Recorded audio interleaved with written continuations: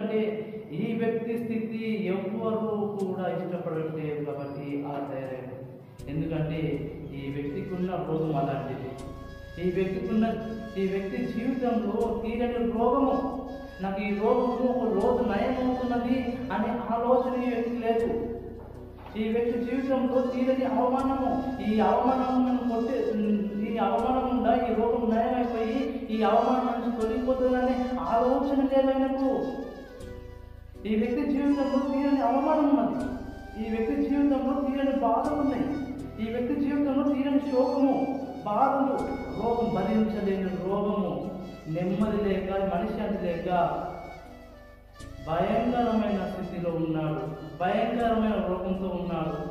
లేవలేని స్థితిలో బలహీనునిగా పడిపోయాడు. బలం లేని వాడిగా పడిపోయాడు. ఆకలితో అలమటిస్తున్నాడు. ఆహారం పెట్టేవారు లేరు.